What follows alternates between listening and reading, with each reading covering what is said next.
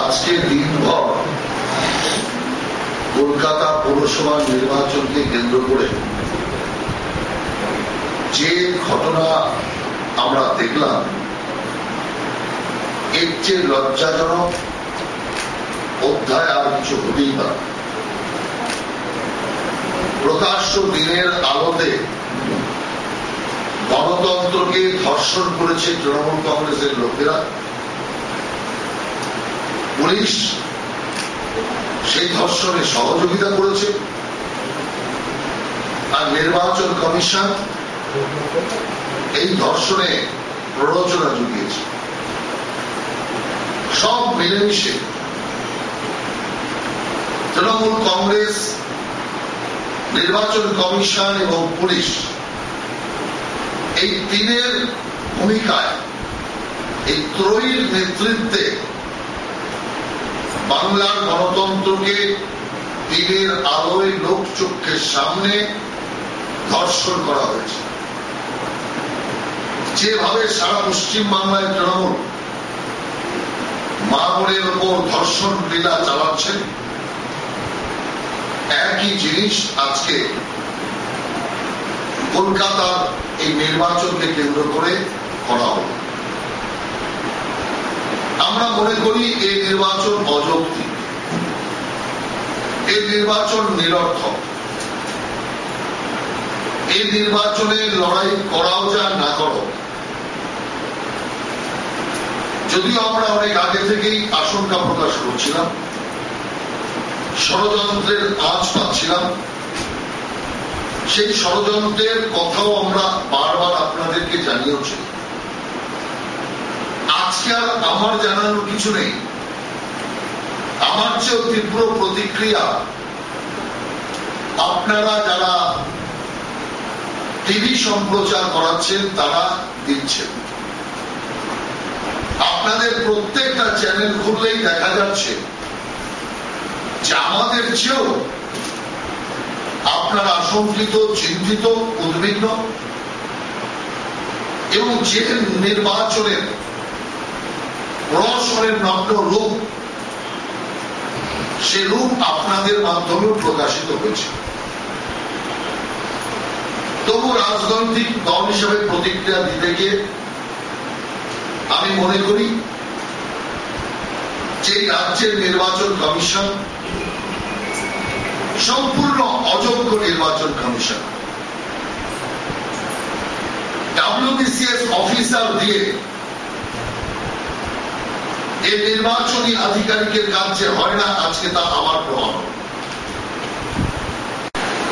এবার অভূতপূর্ব অধ্যায়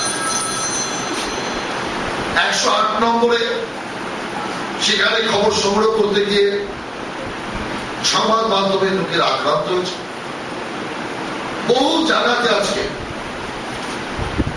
বিজেপি কর্মী, সাধারণ মানুষ, এদের সাথে সাথে সংবাদ মাধ্যমের লোকেরাও রেহাই পান।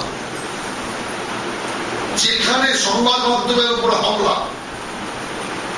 সেখানে পরিষ্কার বোঝা যাচ্ছে যে এই নির্বাচন কতটা লুট করার নির্বাচন। অবাধ নির্বাচনের বিন্দু মাত্র চিত্র আমরা দেখি কোথাও। কিছু বুথ হয়তো পাচ্ছি, কিন্তু প্রত্যেকটা ওয়ার্ডে বুথগুলোকে ধরে ধরে জিনিস হয়েছে। 22 নম্বর ওয়ার্ড, কখনো ওখানে এরকম জিনিস হয়।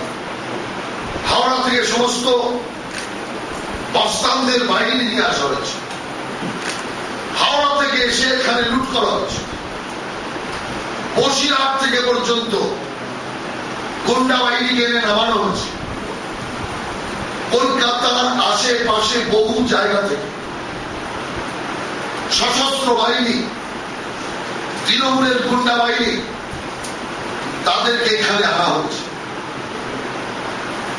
আপনারা যাদের দেখেছিলেন তৃণমূল সাসপেন্ড করেছে, বহিষ্কার করেছে, তারা তৃণমূল কংগ্রেসের নেই। তাদেরও আপনারাও দেখেছেন, আমরাও দেখেছি, সারা মানুষ দেখেছে যে তারাও নির্বাচনে তৃণমূল কংগ্রেসের হয়ে লিগিং সন্তান ভোট কারচুপ ইত্যাদি করাচ্ছে।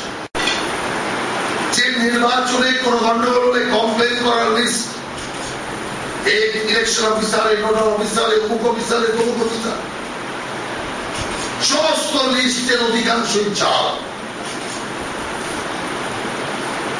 সেখানে নাম্বার ভুল, আর যখনই পড়ে গেছে তখনই তারা ফোন ধরেনি, ধরলে পরে ফোন অপরের কাছে আছে, আর সরাসরি তিনি ধরলে বলা হচ্ছেন আমি কথা বলে জানাবো, এই সম্পর্কে আমার জানা নেই, আপনি অমুকের সাথে কথা বলেন। শুধু এই চলেছে, কোন সুরা নেই। লালবাজারে যোগাযোগ করে শুরু হয়নি, ডিসিদের ফোন করে শুরু হয়নি, অসিদের ফোন করে কোন লাভ হয়নি।